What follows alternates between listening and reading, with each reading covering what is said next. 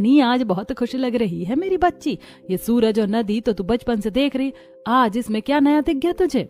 पता नहीं अम्मा, शायद इसलिए अच्छा लग रहा है क्योंकि मैं जानती हूँ कि शादी के बाद मुझे ये नजारा कभी देखने को नहीं मिलेगा। पगली, पराया धन तो एक दिन अपने असली घर जाता ही है। तू शहर जाकर इस नदी को भूल तो नहीं जाएगी ना? अरे अम्मा, इस नदी ने मुझे तैरना सिखाया है, मैं इसे कैसे भूल सकती हूँ? बस वो बाढ़ और बदबू वाले दिन मुझे बिल्कुल याद नहीं रखने। मुझे तो बस अब एक ऐसा घर चाहिए जो मुझे इस नदी की तरह सुकून दे सके। भगवान तेरी मुराद जरूर पूरी करेगा मेरी बच्ची। नंदिनी मुस्कुराकर वहां से चली जाती है। कुछ समय बीत जाता है। शहर से लड़के वाले रिश्ता लेकर आए हैं। लड़का समर, उसके पिता सुधीर, माँ रेवती, बड़ी भाभी शिवानी और नंद दिशा बैठे हुए हैं। नंदिनी अंदर दरवाजे के पीछे से छुपकर समर को देख रही है।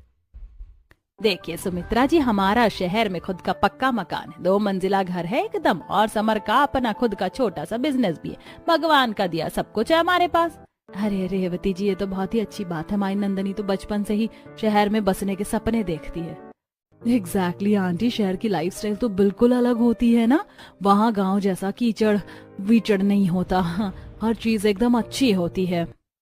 हाँ रमाकांत जी, हमें कोई दहेज वहेज नहीं चाहिए। बस आपकी पढ़ी लिखी संस्कारी बेटी चाहिए जो हमारे घर को संभाल सके। OMG, समर तो कितना हैंडसम लग रहा है यार, और इनका खुद का पक्का मकान भी है। फाइनली इस रिवर व्यू वाले डेली के ड्रामे से मुझे परमानेंट छुटकारा मिलने वाला है। Thank God. रेवती जी, घर मकान तो ठीक है, पर घर के आसपास का माहौल कैसा है?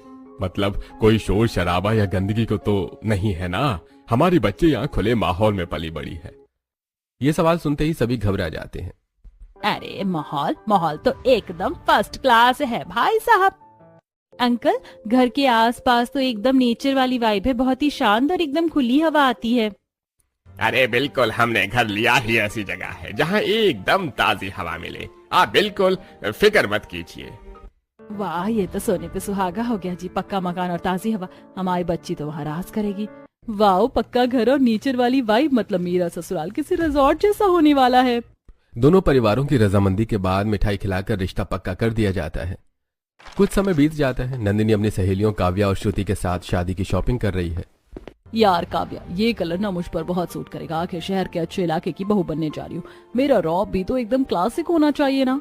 अरे मैडम, जमीन पर आजा, अभी से इतनी हवा में उड़ रही। माना तेरा ससुराल शहर में, पर हम गांव वालों को भूल मत जाना। वही तो, ऐसा शो ऑफ करिए जैसे सीधा पेरिस जा रही हो। शहर के घर तो माचिस की डिब्बी जैसे होते, घुटन हो जाएगी तुझे। एक्सक्यूज मी श्रुति, मेरा ससुराल कोई माचिस की डिब्बी नहीं है। समर की मम्मी ने खुद बोला है कि घर के चारों तरफ एकदम नेचर और ताजी हवा है। तुम लोग तो बस इसी नदी की बाढ़ में पानी निकालते रहना। मैं तो अपनी बालकनी में बैठकर कॉफी एंजॉय करूंगी। ठीक है बाबा, जी ले अपनी जिंदगी पर ध्यान रखना। कभी कभी दूर के ढोल सुहावने भी होते हैं। शादी से एक पहले की बात है। सूरज ढल रहा है। नंदिनी नदी किनारे अकेली खड़ी है। तो फाइनली कल मैं तुम्हें हमेशा के लिए छोड़कर जा रही हूँ। जानती हो, तुम बहुत इरिटेटिंग हो। जब देखो बाढ़ ले आती हो, मरे हुए जानवर ले आती हो। तुमने बहुत रुलाया है। नंदिनी बैठ जाती और पानी में अपना हाथ डालती है। उसे याद आता है कि कैसे बचपन में वो यहाँ घर बनाती थी और इसी नदी के पानी में खेलती थी। पर पता है, तुम इतनी बुरी भी नहीं हो। जब भी मैं उदास होती थी, तुम्हारे इसी ठंडे पानी ने मुझे सुकून दिया है। वो बचपन के घर, वो मछलियाँ, I will miss all of this. पर मुझे जाना होगा, मुझे अब एक पक्का घर चाहिए। अलविदा नदी। कुछ समय बीत जाता है। नंदिनी की शादी पूरी हो चुकी है। विदाई का समय है। नंदिनी रो रही है। अम्मा, मैं तुम्हें छोड़कर कैसे रहूंगी? मुझे तुम्हारी बहुत याद आएगी अम्मा। चुप हो जा मेरी बच्ची। लड़कियों को तो एक दिन अपना घर बसाना ही पड़ता है। शहर जा रही है, वहाँ खुश रहना और हमारा नाम रोशन करना। जा बेटा, तेरा नया घर तेरा इंतजार कर रहा है। नंदिनी जाने से पहले उस नदी के पास जाती है और उसके पानी को अपने हाथ में लेती है। बाय, अब मैं जा रही हूँ। नंदिनी कार में समर के साथ बैठ जाती है और कार वहां से चली जाती है। नंदिनी कार में बैठकर यही सोच रही थी। फाइनली अब मैं अपने आलिशान ससुराल जा रही हूँ, एकदम फ्रेश एयर में। I am so happy. रात का समय हो जाता है। नंदिनी और समर कार से शहर के एक बड़े से मोहल्ले में पहुंचते हैं। घर सच में बहुत शानदार है। दरवाजे पर सभी घर वाले खड़े थे। नंदिनी कार से उतरती है, तभी उसे एक अजीब सी बदबू आती है। समर, ये कैसी अजीब सी स्मेल आ रही है यहाँ? ऐसा लग रहा है जैसे। अरे कुछ नहीं नंदिनी, वो शायद म्यूनिसिपैलिटी वालों ने कचरा नहीं उठाया होगा आज। तुम इग्नोर करो और आओ, गृह प्रवेश का टाइम हो रहा है। आओ मेरी बहू, आज से ये घर तुम्हारा है। हाँ नंदनी, ध्यान से, यहाँ कोई नदी का कीचड़ नहीं है, मार्बल का फ्लोर है, फिसल मत जाना। ये बदबू तो बहुत इरिटेटिंग है यार, पर चलो एटलीस्ट मेरा खुद का पक्का घर तो है। कल सुबह उठकर सबसे पहले मैं यहाँ का कचरा साफ करवाऊंगी। नंदिनी कलश गिराकर अपना गृह प्रवेश करती है। गृह प्रवेश होने के बाद सारा परिवार एक साथ हॉल में बैठकर बातें करता है। पता है मम्मी जी, हमारा घर तो सच में नदी के एकदम किनारे था। मतलब फायदे तो बहुत थे, पानी फ्री, ताजी मछलियाँ फ्री, पर सीरियसली जब बाढ़ आती थी ना तो सब कुछ खराब हो जाता था। फाइनली अब मुझे उस नदी और बाढ़ से परमानेंट छुटकारा मिल गया। बहुत अच्छी बात है बहू, अब तुम शहर में आ गई हो, यहाँ नदी का कोई डर नहीं है। पर मम्मी जी, ये हॉल में इतनी बदबू क्यों आ रही है? मतलब इतनी तेज स्मेल है कि मेरे तो सिर में दर्द होने लगा है। अरे नहीं नहीं बेटा, वो पड़ोसियों का शायद नाली ब्लॉक हो गया होगा। शहर है ना, कभी कभी हो जाता है, तू ज्यादा टेंशन मत ले। ये एग्जैक्टली भाभी, आप इतना मत सोचो, आज आपका फर्स्ट डे, आप बस रिलैक्स करो। ओके, बट ये स्मेल बहुत ही बेकार है। रात का समय हो जाता है। नंदिनी अपने सजे हुए बेडरूम में बैठी है। कमरा बहुत अच्छा है। नंदिनी को गर्मी लगती है तो वो खिड़की खोल देती है। खिड़की खुलते ही बहुत ज्यादा बदबू आती है। ओह गॉड, ये तो ऐसा लग रहा है जैसे किसी ने मेरे कमरे में ही कचरा फेंक दिया हो। नंदिनी जल्दी से फैन ऑन करती है और बदबू कम नहीं होती, इसीलिए वो अपने सूटकेस से एक महंगा परफ्यूम निकालती है और पूरे कमरे परफ्यूम स्प्रे कर देती है। तभी समर कमरे में आता है। समर, तुम लोग इस घर में सांस कैसे लेते हो? जब से आई हूँ मेरा दम घुट रहा है। ये बदबू कहाँ से आ रही है? अरे नंदिनी रिलैक्स, मैंने कहा ना, वो बाहर सड़क का कोई सीवर चौक हो गया होगा। कल सुबह मैं कंप्लेन कर दूंगा। कमाल करते हो समर, हमारे गांव में जब नदी में कोई कुत्ता या कोई भी जानवर मर जाता था ना, तब भी इतनी बदबू नहीं आती थी। ये तो बहुत ही ज्यादा बेकार बदबू है। अच्छा बाबा, कल पक्का ठीक करवा दूंगा, आप छोड़ो ना ये सब। प्लीज समर, इस बदबू का जल्दी ही कुछ करो, मेरा तो सर घूम रहा है। नंदिनी परेशान होकर अपने दुपट्टा अपने मुंह और नाक पर कसकर बांध लेती है और सो जाती है। अगली सुबह नंदिनी नहा धोकर अपनी पहली रसोई बनाने किचन में जाती है। किचन में खिड़की खुली है और वहां से भी वही भयंकर बदबू आ रही है। नंदिनी का दिमाग खराब हो जाता है।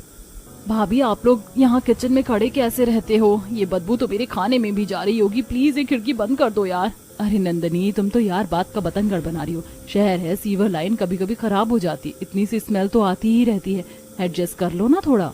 एग्जैक्टली भाभी, आप तो ऐसे रिएक्ट करियो जैसे आप किसी फॉरेन कंट्री से आई हो। गांव में भी तो बदबू आती ही होगी ना। सीरियसली दिशा, गांव की बदबू और इस बदबू में जमीन आसमान का फर्क है। नंदिनी अपने मुंह पर एक मास्क लगा लेती है और खाना बनाती है। ऐसे ही कुछ समय और बीत जाता है और दोपहर हो जाती है। नंदिनी कपड़े सुखाने के लिए एक बाल्टी लेकर घर की छत पर जाती है, पर वहां वो गंदी बदबू आ रही थी। यार, ये बदबू मेरा पीछा ही नहीं छोड़ रही है, आखिर ये आ कहां से रही है? नंदिनी ये देखने के लिए कि बदबू कहां से आ रही है, वो छत के पीछे वाली बाउंड्री के पास जाती है और नीचे झांकती है। नीचे का नजारा देखते ही वो हैरान हो जाती है। ये क्या है? घर के पीछे शहर का सबसे बड़ा काला भयंकर बदबू के साथ नाला बह रहा था।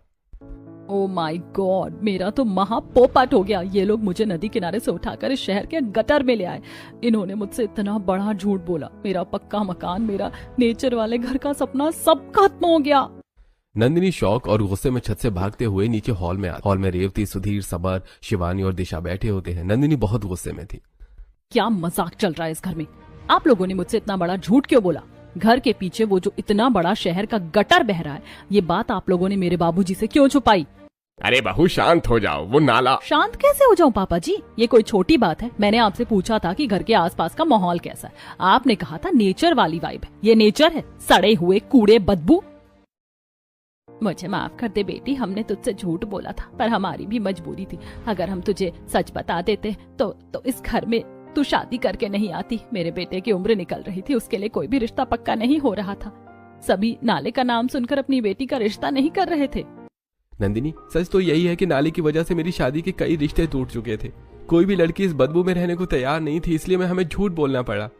सीरियसली समर, मतलब अपनी शादी के लिए तुमने मेरी लाइफ स्पॉइल कर दी। मैं तो उस नदी किनारे के कीचड़ से बचने के लिए शहर आई थी कि मुझे खुशबूदार और साफ घर मिलेगा, पर आप लोगों ने मुझे कहां लाकर फंसा दिया।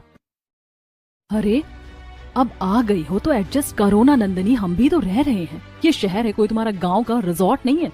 भाभी, ये एडजस्टमेंट नहीं, धोखा है। I can't believe this. Nandini रोते हुए अपने कमरे में चली जाती है। सब उसे देखते रह जाते हैं। कुछ देर बाद रेवती नंदिनी के कमरे में आती है। नंदिनी बेड पर बैठी रो रही थी और उसने अपने मुंह पर मास्क लगाया हुआ था। रो मत बहू, मैं मानती हूँ हमने गलत किया, पर हम भी तो यहाँ सालों से रह रहे हैं ना। स्टार्टिंग में तुझे परेशानी होगी पर धीरे धीरे तुझे भी इस बदबू की आदत हो जाएगी। मैनेज कर ले बेटा। मम्मी जी, इस सड़ी हुई बदबू की आदत किसी इंसान को कैसे हो सकती है? मेरा तो दम घुट रहा है इस बदबू से।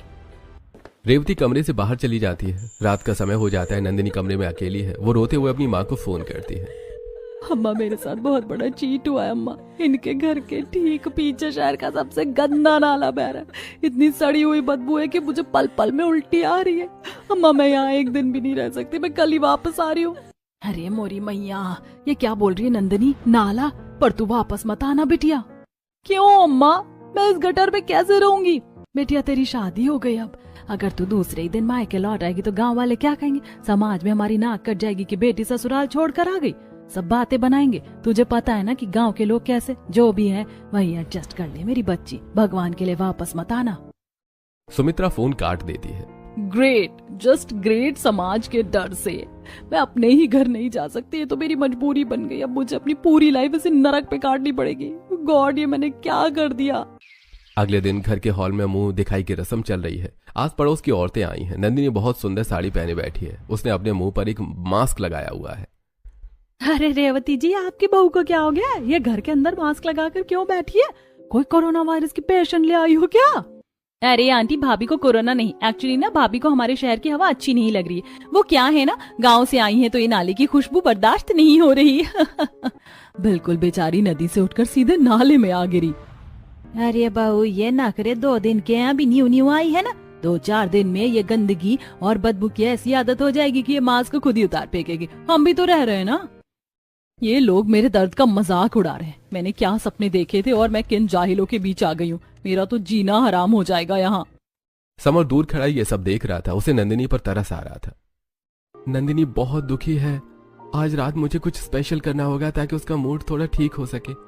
रात का समय हो जाता है। समर ने बेडरूम को लाइट्स और गुलाब के फूलों से बहुत सुंदर सजाया है। उसने पूरे कमरे में ढेर सारा रूम फ्रेशनर भी छिड़का है ताकि नाले की बदबू ना आए।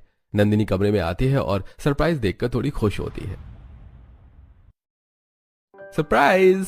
आई नो तुम्हारा मूड खराब है, पर आज की रात हमारी है। मैंने तुम्हारे लिए special candle light dinner plan किया है। थैंक यू समर, सच में आज पहली बार इस कमरे में अच्छी स्मेल आ रही है। ये सब बहुत ब्यूटीफुल है। दोनों डिनर करना शुरू करते हैं। तभी अचानक बाहर मौसम खराब होता है और तेज हवा आती है और हवा के जोर से बंद खिड़की खुल जाती है और नाले की सड़ी हुई और भयंकर बदबू कमरे में आ जाती है। ओह माय गॉड, समर, ये बदबू मेरा दम घुट रहा है। शिट यार, ये हवा भी अभी चलनी थी। Nandini, I am sorry. Sorry से क्या होगा समर? ये बदबू तो हमारे खाने में भी घुस गई है। मैं ये नहीं खा सकती। मेरा पूरा मूड स्पॉइल हो गया। नंदिनी मास्क लगाकर सो जाती है।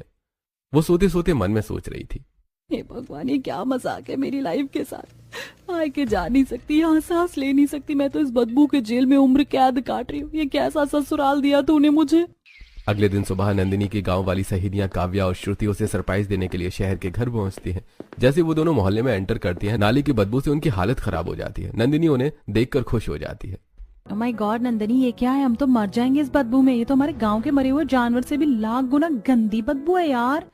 अरे काव्या, ये बदबू नहीं, ये तो नेचर वाली वाइब है। याद है ना, ये मैडम हमें गांव में कैसे शो ऑफ कर रही थी। मैं तो अपनी बैल्कनी में कॉफी एंजॉय करूंगी। अब समझ आया कि ये कॉफी के साथ नाले की खुशबू ले रही है।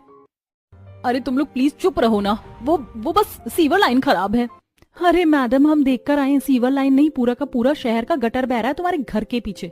सच में यार, बड़ी बड़ी बातें, वड़ा पाव खाते। हमारी शादी तो किसी अच्छे गांव में ही होगी, कम से कम वहाँ ये सड़ी हुई बदबू तो नहीं होगी।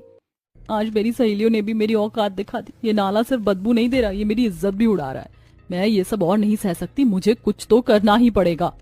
दोपहर का समय हो जाता है। नंदिनी की सहेलियां जा चुकी हैं। शिवानी और दिशा अस्पताल से वापस आती हैं।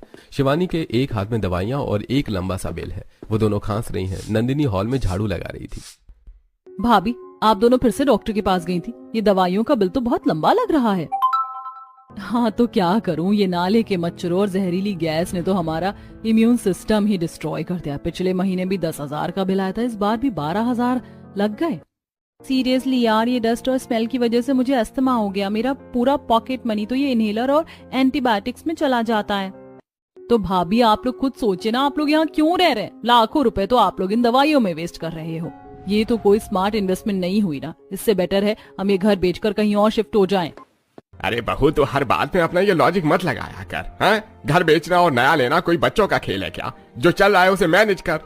बिल्कुल, तू अपना झाड़ू लगा और ज्यादा दिमाग मत दौड़ा। हमें पता है क्या सही है और क्या गलत। हाँ हाँ सही है, अपनी ईगो में ये लोग हर रोज जहर पी रहे हैं और मुझे भी पिला रहे हैं। सच में ये घर नहीं, बीमारियों का घर है। ऐसी कुछ समय बीत जाता है। शाम का समय है। नंदिनी छत पर टहल रही है। सामने वाली छत पर उसके पड़ोसन रिया और अंजलि भी अपने मुंह पर मास्क लगाकर खड़ी हैं। उनके छोटे छोटे बच्चे खांसते हुए छत पर खेल रहे हैं। हाय रिया दीदी, यार सीरियसली ये बदबू आज बहुत ज्यादा नहीं आ रही। आपका छोटा वाला बेटा तो बहुत खांस रहा है। क्या बताऊं नंदिनी, ये नाले की बदबू ने हमारे बच्चों के फेफड़े खराब कर दिए। मेरा बच्चा तो महीने में 15 दिन बीमार ही रहता है। यार नंदिनी, मुझे तो मेरे ससुराल वालों ने चीट किया। जब रिश्ता लेकर आए तो ये बोले कि रिवर व्यू है, यहाँ आई तो पता चला कि रिवर नहीं, शहर का सबसे गंदा गटर है। ओ माय गॉड, आपके साथ भी यही सीन हुआ था? मुझे तो नेचर वाली वाइब बोलकर ले आए थे। यहाँ इस मोहल्ले की हर नई बहू की यही कहानी है बहन। हम सब यहाँ फंस गए हैं। अब ना मायके जा सकते हैं और ना इस नरक में सांस ले सकते हैं। बस ये मास्क ही हमारा असली गहना बन गया है।